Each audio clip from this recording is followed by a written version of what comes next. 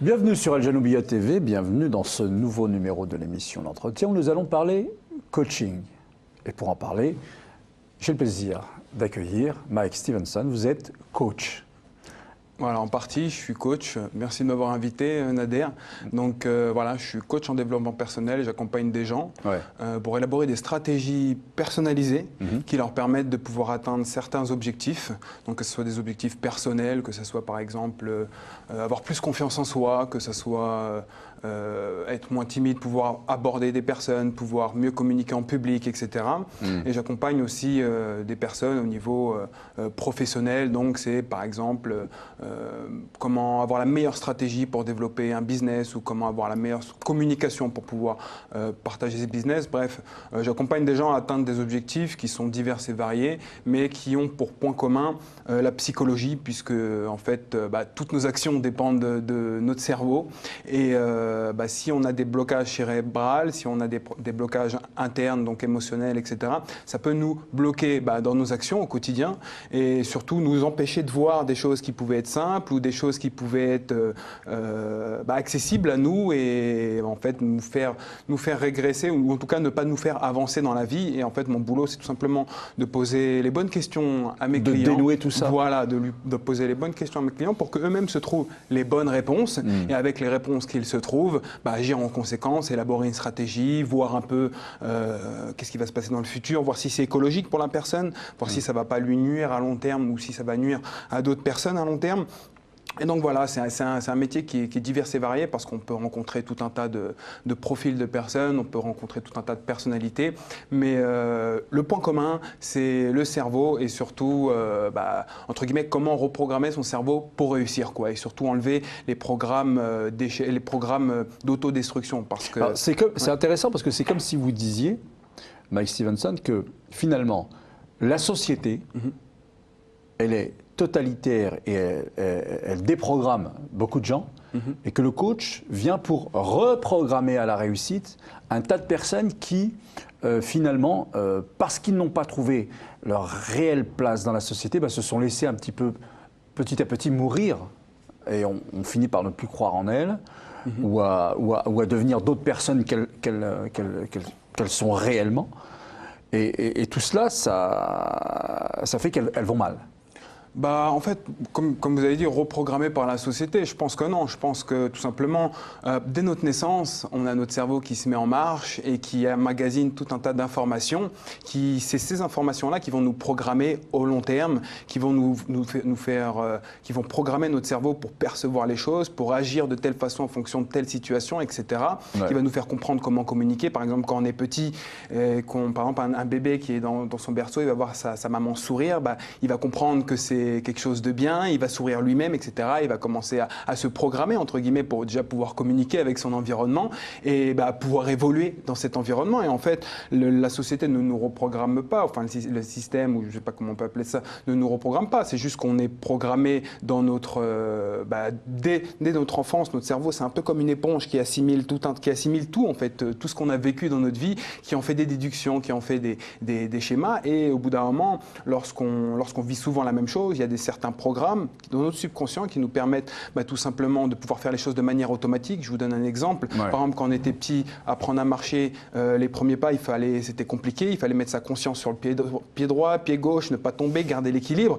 Et heureusement on n'est pas comme ça 40 ans après. Le cerveau, à force de pratiquer, s'est passé dans le subconscient, qui représente plus de 98% du cerveau, qui est passé dans le subconscient et que maintenant on peut marcher et parler en même temps et se manger un truc dans les pieds et ne pas tomber et tout un tas de choses. Et en fait, c'est pas que la société ou voilà, c'est juste que notre enfance, c'est un gros pilier de notre programmation future.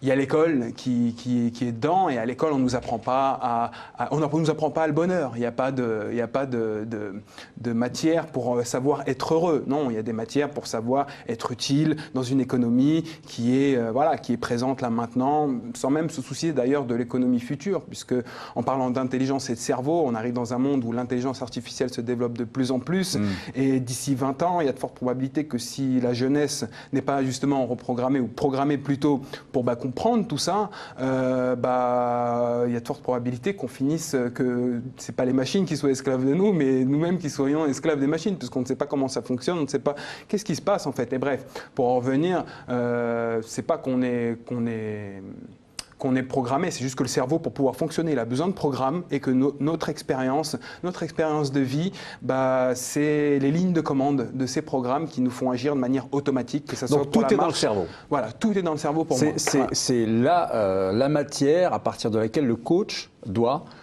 travailler. Voilà, doit repérer qu'est-ce qui bloque, les failles. tout simplement, voilà, exactement. Voilà. Mais là, c'est un pouvoir immense parce que tout dépendra de sur qui vous tombez comme coach. Ça peut, enfin, sur une personne d'ailleurs. On peut décider de faire du bien comme on peut décider de faire du mal. C'est comme tout, hein. C'est comme tout. Voilà. Là, vous avez une émission, vous pouvez décider de propager le bien comme vous pouvez décider de propager le mal. C'est un outil. Savoir repérer les schémas, ses propres schémas subconscients, c'est utile, comme ça peut être négatif.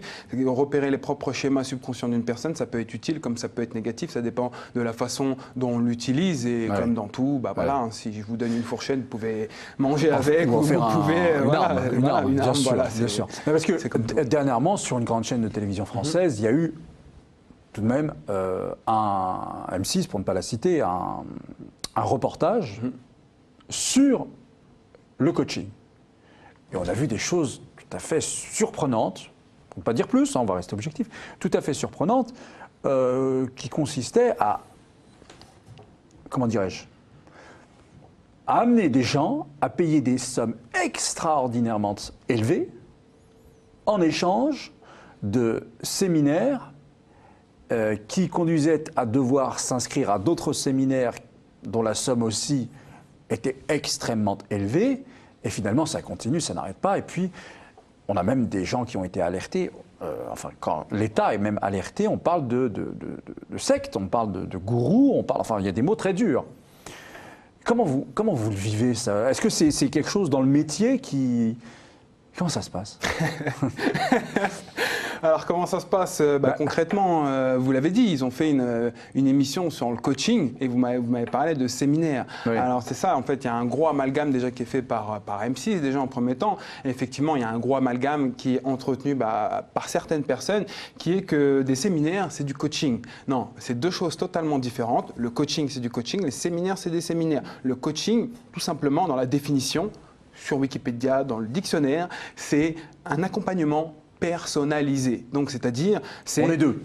Voilà. Le coach. Voilà. Ou même si vous n'êtes pas deux, le coach doit avoir la capacité de pouvoir créer un accompagnement personnalisé pour le nombre de personnes dont il est en train de s'occuper. Donc, s'il a les capacités de donner un programme, de poser les bonnes questions à la personne, comme j'ai dit, pour qu'elle se trouve les bonnes réponses, parce que, comme encore une fois, pour poser des bonnes questions et que la personne puisse se remettre en question et comprendre les blocages qu'elle a à l'intérieur d'elle, c'est des questions spécifiques. On ne peut pas faire des questions comme ça pour la masse. Ça peut peut-être. Alors que le séminaire, on parle, c'est une voix pour tout le monde. Voilà, même niveau, même... Voilà, c'est totalement différent, c'est pas personnalisé. Dans un séminaire, on a des gens avec différentes pathologies, on a des gens qui vont vraiment pas bien et on a des gens qui vont très très bien. On a des gens qui ont tel ou tel ou tel ou tel objectif, qui ont des objectifs personnels, d'autres professionnels, d'autres émotionnels, d'autres vraiment divers et variés, des rêves et tout un tas de choses. Les séminaires, c'est très bien pour pouvoir déclencher le déclic et peut-être se faire inspirer par la personne qui fait le séminaire, peut-être même ressentir une sorte, avoir un mentor entre guillemets, une personne qu'on peut avoir confiance, qu'on peut avoir confiance, qu'on sait que cette personne, quand elle me parle, il y a quelque chose en moi qui réveille en moi des possibilités qui sont enfouies chez moi. Exactement, exactement. Et voilà, mais par contre, c'est là le gros problème. C'est les sommes d'argent, moi, qui m'ont, Mike, qui m'ont surpris. Alors, la méthode, d'accord, on a compris. M6 fait un amalgame, se trompe, pas de problème. Un séminaire, du coaching, c'est pas pareil. D'accord. Mais ils se sont peut-être pas trompés sur les sommes d'argent. Non, ils ne sont pas trompés. Ils se sont pas trompés dans les sommes d'argent. Alors, comment vous l'expliquez ça? Alors, comment je l'explique? C'est tout simplement que, au bout d'un moment, bah, comment dire? C'est la folie des grandeurs. Qu'est-ce que c'est? Tout simple, c'est pas la folie. Enfin, après, on est tous confrontés. Moi-même, dans ma propre carrière, j'ai été confronté à ce choix, en fait, tout simplement, qui est de soit je fais du chiffre, donc soit je fais de l'argent, soit j'aide les gens. Et encore une fois, pour aider vraiment une personne, surtout aider une personne sur des problématiques qui sont parfois enfouies depuis des dizaines d'années, je dois être à 100% pour cette personne. Je dois être à 100% pour la personnalisation de mon accompagnement, comme la définition du coaching. Et si je veux faire du chiffre, je dois avoir beaucoup de personnes qui viennent comme ça, mais je vais leur donner des clés, je vais leur donner des outils pour pouvoir avancer dans leur vie, mais je ne prétendrai jamais dire que je vais leur vendre du coaching ou du coaching de groupe. Si je fais du coaching de groupe, c'est comme je vous l'ai dit, par exemple, si c'est un groupe de 3 personnes, si la personne a 10 personnes dans son coaching de groupe, bah, il faut qu'elle ait la capacité de donner 1000% à chaque personne, aux 10 personnes qu'il y a. Et on est tous humains, on n'est pas des machines, encore une fois, et comprendre, encore une fois, les problèmes internes d'une personne, on peut pas faire ça à la chaîne. On ne peut pas faire ça à la chaîne. C'est comme si en fait un psychologue ramènerait tous ses patients dans une salle et puis il leur parlerait et il espérerait qu'il fait de la psychologie. Non, il ne fait pas de la psychologie, il fait du speaking, il fait du storytelling, il fait des conférences. Et conférencier et coaching, c'est deux choses totalement. Voilà, c'est ça à la base, mais vu dans la communication. Et c'est ce qui fait que bon, voilà, il y a beaucoup de gens qui pensent qu'ils se font coacher. Qui pensent qu'aller à un séminaire, c'est du coaching, parce qu'effectivement, la communication sur ces genres de trucs-là est un peu amalgamée. On triche un peu? C'est normal, il faut communiquer, il faut faire de l'argent. On est là pour faire de l'argent. Si le mot-clé, c'est coaching, si les gens, le mot-clé coaching, ça les réveille. Donc on va dire coaching. Si la tendance c'est coaching, on va parler de coaching, mais en fait, toutes ces dérives du développement personnel, c'est pas depuis aujourd'hui, c'est depuis des centaines et des centaines d'années où il y a toujours eu des différents trucs et ça se calque sur différents mots. Et là, en 2017, c'est le coaching, ça se calque dessus. Le coaching a eu aussi certains problèmes il y a longtemps avec l'un des meilleurs coachs pour moi, qui est Tony Robbins. Il y a eu ce problème-là. D'ailleurs, Tony Robbins est interdit en France. C'est pas parce que c'est une secte, etc. C'est parce que, je sais pas exactement, mais concrètement, la réalité, c'est que Tony Robbins, de 20 ans à 30 ans, il a coaché Mère Teresa, il a coaché Nelson Mandela, il a coaché Bill Clinton, mais il les a pas coachés en séminaire de groupe. Non, il les a coachés face à face, one-to-one. Il a fait du coaching avec ces personnes-là. En séminaire, c'est un séminaire. Il ne faut pas confondre les deux. Et voilà, tout simplement. Donc c'était plus facile, mais moins vendeur de dire tout simplement séminaire, c'est ça? Bah ouais, c'est moins vendeur. On ne demande pas 5 000 euros pour un séminaire. Coach, ça fait plus crédible. D'accord. Coach, ça fait plus crédible. Coach, ça fait je vais changer ta vie. Voilà, exactement. Et c'est ce que les gens ils sont demandeurs. Ils sont demandeurs de ça. Que quelque chose d'extérieur arrive et que change leur vie. Et puis il suffit de savoir un peu leur vendre ça. Il suffit un peu de savoir jouer avec leurs émotions, de tristesse, de peur, de colère, de joie, d'enthousiasme et d'envie. Et avec tout ça, on peut, avec un peu de connaissances en communication qui ne sont pas, c'est pas une élite qui connaît ça. Il suffit de se faire quelques recherches sur la neurocommunication et tout un tas de choses comme ça. C'est accessible à tout le monde via des livres ou via Internet. Et avec quelques techniques comme ça, on peut amplifier entre guillemets le mal-être des personnes et leur faire être plus demandeurs, encore plus demandeurs d'une solution qui en fait n'est pas sûre que ce soit une solution. Le coach ne peut pas se permettre de dire que je vais te ramener la solution. Non, le coach il est là pour t'accompagner, à trouver les solutions. Voilà, moi je ne promets à personne de réussir sa vie. C'est à l'autre de trouver les solutions. On va juste l'accompagner. Le coach est là pour permettre à la personne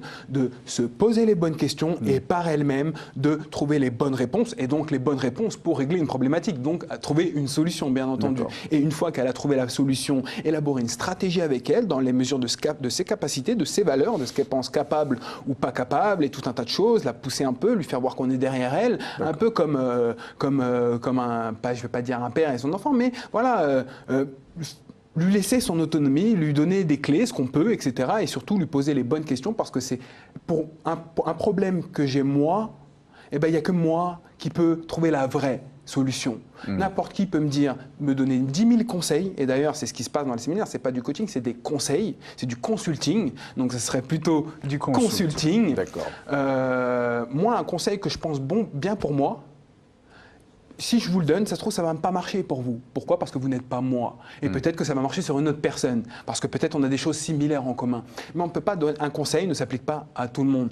Et voilà, enfin, au bout d'un moment, c'est ce qui fait qu'il y a des personnes qui pensent qu'ils vont réussir leur vie avec des conseils. Mais on ne réussit pas sa vie avec des conseils. On n'avance pas dans sa vie avec des conseils. On ne se développe pas personnellement avec des conseils. Les conseils, c'est utile, mais il faut savoir les prendre, il faut savoir les rejeter en fonction, justement, de son autonomie individuelle, de ce qui est vraiment important et des questions qu'on se pose, et pas tout prendre pour acquis ce qu'un conférencier ou ce qu'une personne, avec n'importe quelle autorité qu'elle peut avoir, qu'elle soit présidente ou grand speaker ou n'importe qui, remettre en question, avoir un sens critique. C'est la base et c'est ce qui permet de pouvoir se développer personnellement vraiment, et pas écouter une personne et pas avoir des conseils. Et vraiment, le concept, c'est le coach est là pour permettre au client, à la personne de se poser les bonnes questions pour qu'elle trouve les bonnes solutions et tout simplement qu'elle avance dans sa vie en fait. Parce que si elle a une problématique, c'est que quelque part, si elle n'a pas trouvé la solution, c'est qu'il y a des questions qu'elle ne s'est pas posées, ou il y a des choses qu'elle n'a pas vues, ou il y a tout un tas de choses qu'elle n'a pas pris en compte. Et le coach est là pour lui faire se poser des questions, lui faire comprendre si c'est faisable, etc. Si ça dépend d'elle, parce qu'on peut avoir comme objectif, par exemple, de pouvoir changer le monde. Ouais. Mais est-ce que ça dépend de toi ? Non, ça ne dépend pas de toi. Et ça, le coaching, il doit vérifier en fait l'écologie. Si j'engraine la personne à lui dire ouais, tu vas réussir, tu vas changer le monde, etc. C'est pas écologique. Non, c'est faux. Donc ne pas dire forcément à la personne ce qu'elle a envie d'entendre. C'est pas le but du coaching, mais voilà, en fait, lui poser la question, voilà, dans ce cas-là, si tu veux changer le monde, ok, est-ce que tu penses, par exemple, tu serais un client et que tu me dirais, je veux changer le monde, Mike, je vais faire, ok, il n'y a pas de problème. Est-ce que changer le monde, ça dépend de toi ? Si tu me dis oui, peut-être que tu sais, là je vais te poser les questions qui vont t'amener, ok, tu vas élaborer une stratégie. Mais bon, il n'y a personne qui m'a dit ça. Est-ce que changer le monde, ça dépend de toi? Non. Ok, alors qu'est-ce qui dépend de toi pour faire changer ce monde? D'accord. Peut-être déjà me changer moi-même, peut-être déjà passer un message, peut-être déjà être meilleur là-dedans, peut-être déjà pas consommer ce truc-là, ou peut-être pas agir là-dedans, peut-être si je veux un monde plus en paix, peut-être moins faire la guerre à ma famille, peut-être être plus cool, être plus peace, voilà, c'est comme ça. Qu'est-ce que moi je peux faire? Voilà, qu'est-ce que moi je peux faire? Parce que le changement vient de l'intérieur à la base, et comme j'adore ce que dit Gandhi, c'est pour changer le monde, il faut déjà changer soi-même, et c'est la base. Et on vit dans un monde où on jette la faute sur tout le monde et justement on ne se remet pas en question, et c'est d'ailleurs pourquoi le coaching est en train de se développer de manière extraordinaire, tout ce qui est accompagnement, c'est parce qu'on ne se remet pas en question. Et la vraie question, c'est se poser la question comment je peux me changer moi-même, comment je peux faire en sorte de... si le monde ne me plaît pas, comment je peux faire pour me changer moi-même, tout simplement, en fait. Le mot stratégie est revenu souvent, je l'utilise beaucoup aussi. C'est important, la stratégie. C'est la base, en fait. C'est la base. Le cerveau humain a pour objectif de pouvoir prédire des choses, de pouvoir les analyser en avance. C'est le concept base, c'est l'une des bases de l'intelligence. C'est pouvoir prédire des cas, pouvoir savoir qu'est-ce qui peut nous aider, comme ce qui peut nous freiner, et pouvoir interagir, pouvoir se projeter déjà dans une problématique et pouvoir trouver des solutions, etc. Enfin, avoir une stratégie, c'est vraiment important en fait. On ne peut pas avancer sans stratégie, on ne peut pas avancer si on ne sait pas où on va, et on ne peut pas avancer si on n'a pas élaboré une stratégie. Parfois la stratégie est différente, parfois la stratégie elle va changer. Mais voilà, on peut pas... Même destination, mais comment y aller, ça peut être différent. Et c'est ce que beaucoup de gens ne savent pas en fait, ils ne se posent pas de questions.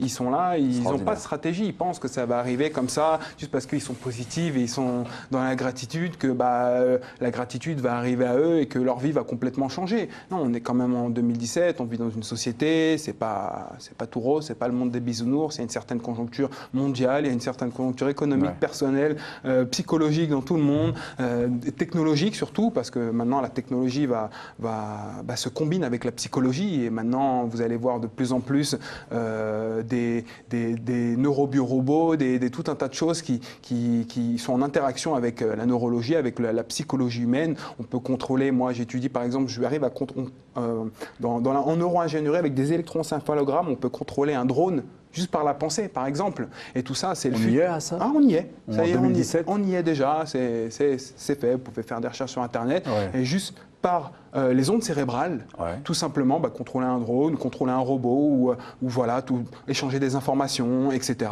Et ça, en fait, vous avez Google qui est l'un des plus gros actionnaires dans tout ce qui est ce genre de trucs-là, et ils se nourrissent de toute l'information que nous on émet, du big data, des recherches qu'on fait et tout un tas de choses pour comprendre comment fonctionne l'intelligence, comprendre comment fonctionnent les neurones et tout un tas de choses.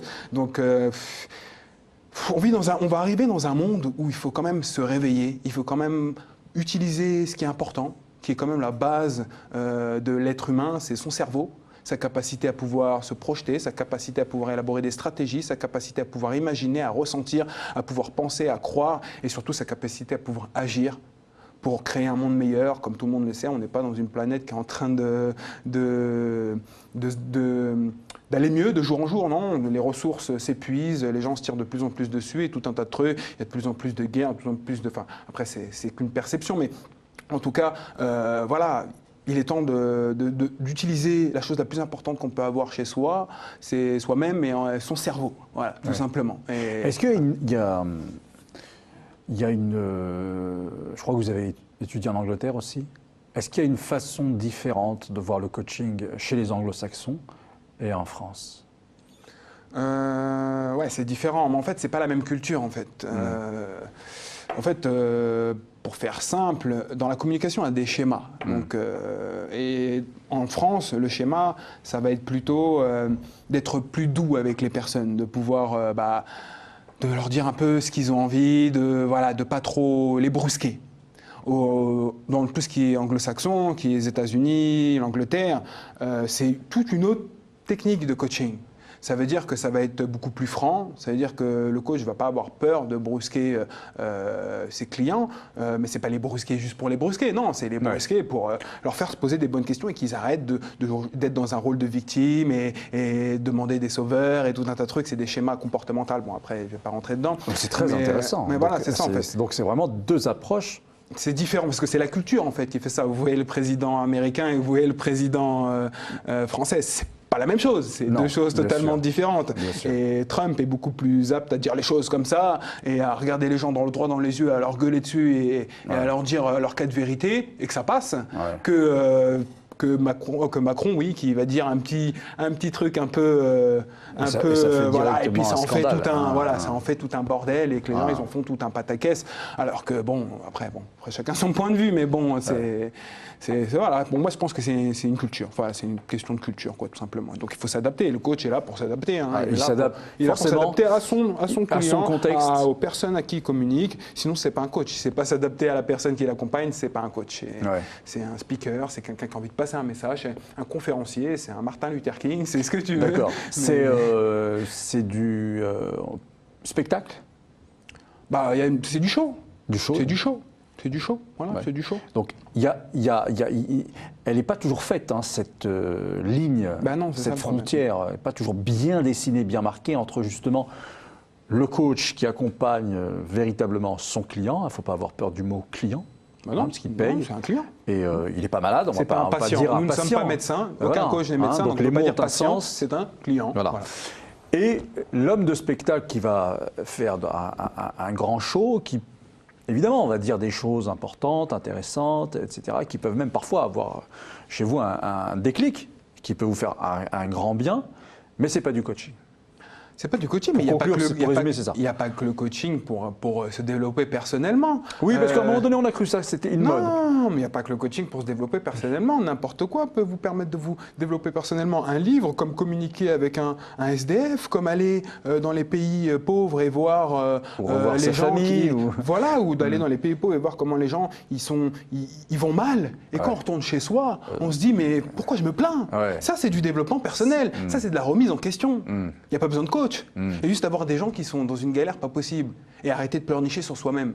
Il n'y a pas de miracle, il n'y a pas besoin de personne pour faire ça. C'est juste un travail personnel et c'est, encore une fois, pourquoi le coach est là, c'est pour entre guillemets, lui donner la motivation, l'encourager pour faire ce travail personnel qu'on oublie un peu de faire, surtout dans un monde où on travaille 8 heures par jour et qu'on court partout, on oublie de faire ce travail personnel et le coach il est juste là pour lui dire, tu as les capacités, je t'accompagne, t'inquiète pas, je suis derrière toi. Et puis 8 heures, il reste, 8 heures, la journée, c'est pas 8 heures. Ah ouais, non, c'est pas 8 heures, mais bon, après, on connaît tous le train-train de vie. On a tendance à trop. On connaît tous notre train de vie, on a plein de choses à faire, on est distrait par tout un tas de choses, et c'est pas facile de se poser des questions. En 2017, c'est un acte même de rébellion de se poser des questions sur soi-même. En 2017, pour moi, c'est un acte de dissidence quand je vois des petits qui commencent à lire des livres de psychologie ou qui commencent à se poser des questions sur eux-mêmes ou qui commencent à se poser des questions sur le monde, tout simplement, sur leur intérieur et tout un tas de trucs. Pour moi, c'est limite un acte de rébellion. Merci beaucoup, Mike Stevenson, pour toutes ces précisions. C'est vrai que je crois que c'est important qu'on les ait, ces précisions, parce que même dans les pays du Maghreb, en Tunisie, Maroc, Algérie, ailleurs, même, pas qu'au Maghreb, ce métier de coach prend de plus en plus de place. Et parce qu'il prend de plus en plus de place, faut faire un minimum attention. Voilà, pour éviter les problèmes, éviter les personnes qui puissent souffrir de tout ça. À bientôt pour un nouveau numéro de l'émission L'Entretien sur Al Janoubia. Au revoir.